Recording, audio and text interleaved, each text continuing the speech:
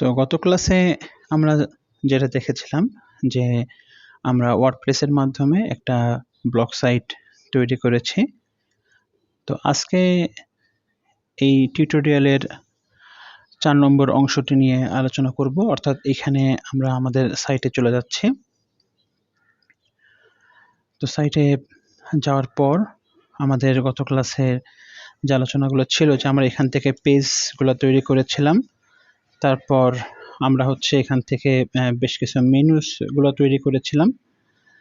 তো আজকে আমরা যেটা দেখব যে এখানে আমরা এই যে অ্যাপিয়ারেন্সের মধ্যে যে আমরা মেনু তৈরি করেছিলাম, হ্যাঁ, আজকে যেটা দেখব যে আমাদের এখানে প্লাগইনস গুলো নিয়ে আলোচনা করব। তো প্লাগইন কি করে এখানে অ্যাড করতে হয়।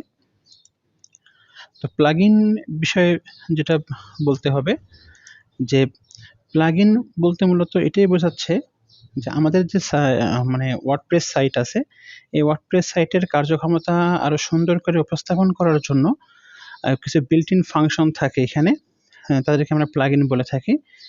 পাশাপাশি যে বিষয়গুলো আছে এখানে অনেক ফ্রি প্লাগইন আছে, আবার কিন্তু কি আছে, পেইড প্লাগইন আছে, ঠিক আছে। সো পেইড প্লাগইনগুলো আমরা পেমেন্ট করে কিনতে হবে, আর ফ্রি প্লাগইনগুলো আমরা এখানে ফ্রিলি ইউজ করতে পারবো। তো যদি আমরা wordpress.org নিয়ে যখন কাজ করব তখন আমরা দেখব যে ফ্রি প্লাগইন কিভাবে ইউজ করতে হয়। তো পেইড প্লাগইনের যে অপশনগুলো আমরা এখন এগুলো আলোচনা করব না। তো ফ্রি প্লাগইনের যে অপশনগুলো আছে এখান থেকে আমরা যেকোনো প্লাগইন ইউজ করতে পারি। যেমন আমরা এখান থেকে কথার কথা একটা কন্ট্যাক্ট ফর্ম নিলাম, যে আমি চাচ্ছি কি যে আমার কাস্টমার যারা আছে তারা আমার সাথে এই কন্ট্যাক্ট করবে, ঠিক আছে। সো এই পর্যায়ে এসে আমি কন্ট্যাক্ট ফর্মে ক্লিক করলাম। ক্লিক করার পর আমরা দেখতে পাচ্ছি এখানে যে প্ল্যান ফ্রি। তো এই অবস্থায় এসে আমরা কি করব, আপগ্রেড অ্যান্ড অ্যাক্টিভেটে ক্লিক করব, হ্যাঁ। তো এবার আমরা আপগ্রেড অ্যান্ড কন্টিনিউতে ক্লিক করলাম। আচ্ছা, তো এখানে পোস্টাল কোড যেটা আছে আমরা কথা 9100 দিয়ে দিলাম। এখানে বলতেছে কি যেগুলো পারচেস করলে আসলে আরো কি কি ফ্যাসিলিটিস পাবো এখানে আমার সেটা দেখাচ্ছে।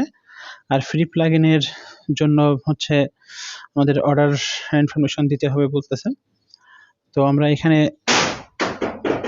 এভাবে চাইলে আমরা কিন্তু ক্রেডিট কার্ডের মাধ্যমে আমরা ফ্রি প্লাগইন কোনো প্লাগইনের পেমেন্ট যে ভার্সনটা আছে আমরা সেটা নিতে পারি, ঠিক আছে। সো এটা একটা গেল আমাদের পেইড মানে প্লাগইনের বিষয়গুলো। তো এর পরবর্তীতে যে প্লাগইনগুলো আছে, যেমন এখানে আরো যে প্লাগইনগুলো আছে আমরা একটু দেখি। আমরা যদি প্লাগইন সার্চ করতে চাই, যেমন আমি এখানে সার্চ করলাম কথার কথা এসইও, হ্যাঁ। তো অ্যাকচুয়ালি এসইও বলতে বোঝাচ্ছে যে আমাদের সাইটটা সার্চ ইঞ্জিনের সাথে কিভাবে আমরা যুক্ত করতে পারবো। তো এই জায়গায় কিন্তু আমরা কি যে অনেক এসইওর প্লাগইন আছে, যেমন ইয়োস্ট এসইও আছে, এটা খুবই চমৎকার একটা প্লাগইন। এখানে কিন্তু আমরা এই পেস্ট প্লাগইনটা ইউজ করতে পারি। তো অ্যাকচুয়ালি বিষয়টা যে .com এর যে প্লাগইনগুলো এখানে বেসিক্যালি সবগুলো ইনস্টল করাই থাকে। এইগুলো আসলে নতুন করে মানে আপগ্রেড করে নিতে হয় পেমেন্টের মাধ্যমে প্রিমিয়াম সাপোর্ট পাওয়ার জন্য। এছাড়া কিন্তু এখানে ফ্রি প্লাগইন ইউজ করা কিন্তু খুবই টাফ। তো এইভাবে করে আমরা বিভিন্ন প্লাগইন এখানে অ্যাড করতে পারি। তো এরপরে যে সেক্টরটা আছে, আসলে প্লাগইন সেক্টরটা ভালো বুঝতে গেলে আমাদের রিয়েল ডোমেইন হোস্টিং নিয়ে কাজ করতে হবে, যেটা আমরা পরবর্তীতে দেখবো ইনশাল্লাহ। তো এরপরে যেটা আছে ইউজার সেকশন। ইউজার সেকশনটা এরকম যে অ্যাকচুয়ালি আমাদের এই যে সাইটটা আছে, সাইটে কে ইউজার আছে সেটা বিষয়টা। তো এখানে আমি চাইলে আরো কোনো ইউজারকে এখানে অ্যাড করতে পারি। আমি ইনভাইটে ক্লিক করার পর তার ইউজার নেম, তারপরে তার রোল সিলেক্ট করে দিতে পারি যে সে আসলে কি হিসেবে কাজ করবে। সে অ্যাডমিনিস্ট্রেটর মানে সে ফুল পাওয়ার পেয়ে যাবে। এডিটর মানে বেসিক্যালি সে সে বিভিন্ন পোস্টগুলোকে অ্যাক্সেস করতে পারবে, পেজগুলোকে অ্যাক্সেস করতে পারবে। তারপরে অর্ডার আছে, কন্ট্রিবিউটর আছে, ফলোয়ার আছে। তো এভাবে আমি কিন্তু তাকে ইনভাইটেশন পাঠাতে পারি যে সে কিনা আমার এই সাইটে সাইটে ইউজার হিসেবে কাজ করবে।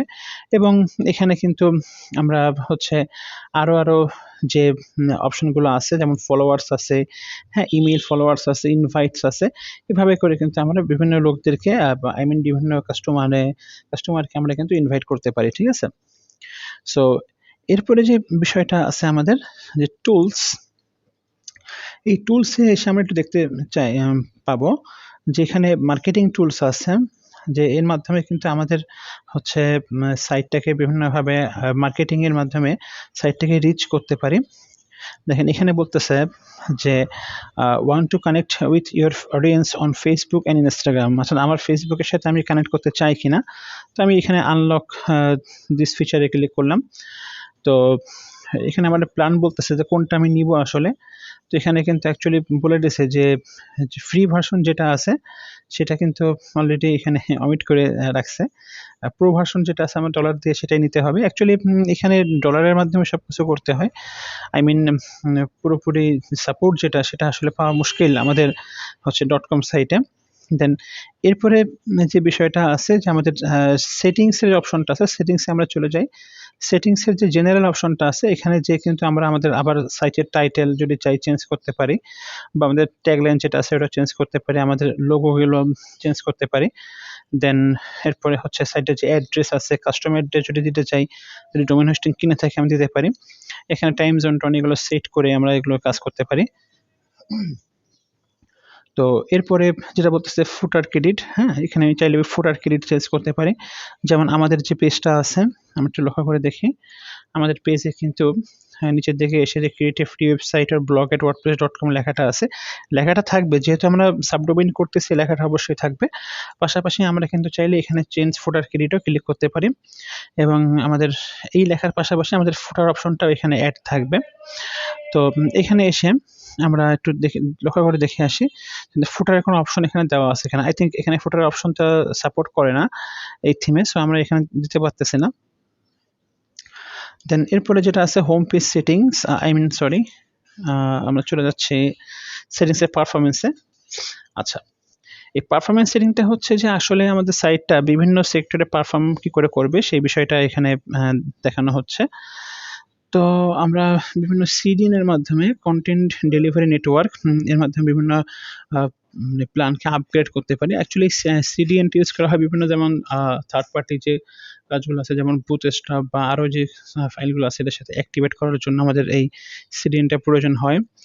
দেন এরপর আছে রাইটিং সেকশন, যে আমাদের অ্যাকচুয়ালি রাইটিং এর ক্ষেত্রে এই পোস্ট ফরম্যাটটা কেমন হবে। হ্যাঁ, তো আমরা স্ট্যান্ডার্ড পোস্ট ফরম্যাটই সাধারণত দিব। তারপরে বলা হচ্ছে যে একটা ব্লগে কয়টা পোস্ট দেখাবে একটা পেজে, আমি চাইলে এখান থেকে কিন্তু কাস্টমাইজ করে দিতে পারি যে হ্যাঁ আমার ব্লগে 5টা পোস্ট দেখাবে, এর বেশি দেখাবে না, বা 10টা পোস্টের বেশি দেখাবে না। তো এভাবে করে কিন্তু আমরা আমাদের এই সেটিংসগুলো কিন্তু আমরা চেঞ্জ করতে পারি। দেন এরপরে যেটা আছে ডিসকাশন সেকশনে এসে আমাদের এই যে অপশনগুলো আছে এগুলো একটু সুন্দর করে পড়ে আমরা বুঝবো আসলে যে এইগুলো কাজগুলো কি। দেন এরপর আছে রিডিং সেকশন। তো রিডিং সেকশনে এসে আমরা দেখতে পাচ্ছি এখানে যে ইওর হোম পেজ ডিসপ্লে, মানে আসলে হোম পেজটা কীভাবে ডিসপ্লে করবে। এখানে বলা হচ্ছে ইওর লেটেস্ট পোস্ট আর স্ট্যাটিক পেজ। তো লেটেস্ট পোস্ট মানে হচ্ছে আমি আসলে যে পোস্টটা দিলাম সেই পোস্টটাকেই সে হোম পেজ হিসেবে দেখাবে। আই থিঙ্ক এটার থেকে বেটার হয় একটা স্ট্যাটিক হোম পেজ করা, যেটার মাধ্যমে আমার একটা হোম পেজ রেডি করা থাকবে, আমি সেই হোম পেজটাকেই কিন্তু আমার কাস্টমাররা এখানে দেখবে। হ্যাঁ, আর পোস্ট পেজ যেটা আছে, আমি পোস্ট পেজের এখানে যে আমি চাইলে একটা পেজ আমি এখন ক্রিয়েট করব। সো আমি চলে যাচ্ছি পেজেসে, অ্যাড নিউ পেজ। এখানে এসে আমি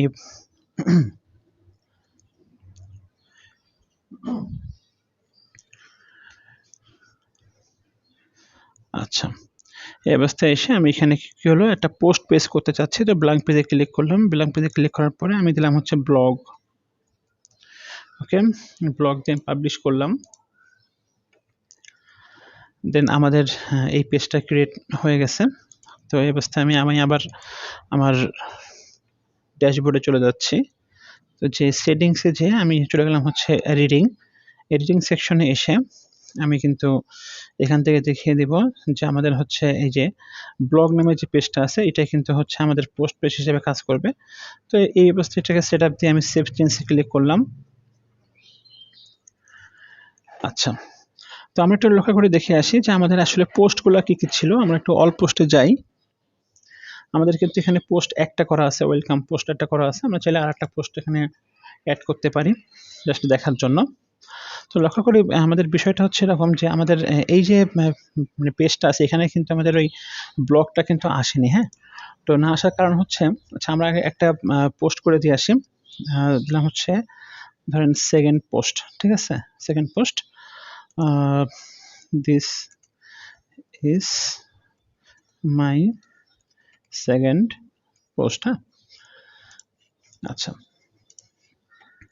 তো এই যে আমাদের যে আমরা কেবল একটা পেজ তৈরি করলাম, এই পেজটা এখনো পর্যন্ত আমাদের মেনু বারে শো করতেছে না। এর কারণটা হচ্ছে আমরা চলে যাব আমাদের মেনুতে। মেনুটা কোথায় আছে? আমাদের অ্যাপিয়ারেন্স এর মধ্যে আছে। অ্যাপিয়ারেন্স এর যে এই যে মেনুস, হ্যাঁ? এই মেনুজে আসার পর আমরা দেখতে পাচ্ছি এখানে যে ভিউ অলে ক্লিক করব, যে ব্লগ, ঠিক আছে? এই ব্লগে ক্লিক করব, ক্লিক করে অ্যাড টু মেনুতে ক্লিক করব। তো অ্যাড টু মেনুতে ক্লিক করার পরে এটা কিন্তু আমাদের এই যে ব্লগটা এখানে চলে আসছে, ঠিক আছে? এই অবস্থা আসার পরে আমরা কি করব? আমরা এখানে সেভে ক্লিক করব, সেভ মেনু। আচ্ছা, সেভ মেনুতে ক্লিক করার পর ব্যাস এটা আমাদের সেভ হয়ে গেল। এই অবস্থায় এসে আমরা যখন আমাদের সাইটটা রিলোড দিব, আমাদের কিন্তু এখন ব্লগটা দেখাচ্ছে, ঠিক আছে? তো লক্ষণীয় বিষয়, হোম পেজে কিন্তু আমাদের কোনো পোস্ট দেখাচ্ছে না, ঠিক আছে? কিন্তু বাট আমরা যদি ব্লগে ক্লিক করি, তখন কিন্তু আমাদের যে এই যে ২ টা পোস্ট আমরা করেছিলাম, হচ্ছে আমাদের ফার্স্ট পোস্ট যেটা ছিল, তারপরে সেকেন্ড পোস্ট যেটা আছে, তো কেবলই পোস্ট করলাম এটা। এই যে এই পোস্টটা কিন্তু দেখাচ্ছে, এই যে second post, this is my second post. So এভাবে করে কিন্তু কি হচ্ছে, আমরা বিভিন্ন হচ্ছে পোস্টকে কাস্টমাইজ, আই মিন ব্লগ পোস্টকে কাস্টমাইজ করতে পারি। ওকে, দেন যে এই যে বাকি দুটো আছে যে হোস্টিং কনফিগার এবং মিডিয়া, আমরা অ্যাকচুয়ালি এই জিনিসগুলো হচ্ছে আমরা পরবর্তীতে যখন দেখব রিয়েল সাইট নিয়ে কাজ করব, তখন এগুলো জিনিসগুলো দেখবো আর কি। তো এরপর যে বিষয়গুলো আছে এখানে আমাদের ই-কমার্সের কিছু কাজ আছে। এই ই-কমার্সের কাজের মাধ্যমে হচ্ছে কি আমরা বেসিক্যালি একটা ই-কমার্স প্ল্যাটফর্মে নিজের আমাদের সাইটটাকে ভালো করে পারফর্ম করতে পারি। বাট আমরা ই-কমার্সের কাজটা অ্যাকচুয়ালি এই যে ফ্রি ভার্সনে এখানে করে খুব একটা ভালো ফল পাওয়া যাবে না। আমরা এটার জন্য আমাদের দেখতে হবে হচ্ছে আমাদের যে ডোমেইন হোস্টিং কিনে যে পার্টটা আছে সেখানে আমাদের এই কাজটা করতে হবে। তো এই ছিল মোটামুটি আমাদের ওয়ার্ডপ্রেসের যে ফ্রি ব্লগ সাইটটা আছে সেখানের কাজগুলা। তো পরবর্তী যে টিউটোরিয়ালগুলো আমাদের আসবে সেখানে হচ্ছে আমরা দেখব যে রিয়েল ডোমেইন হোস্টিং নিয়ে আসলে কিভাবে কাজ করা যায়। তো আজ এই পর্যন্তই, সবাই ভালো থাকবেন, ধন্যবাদ।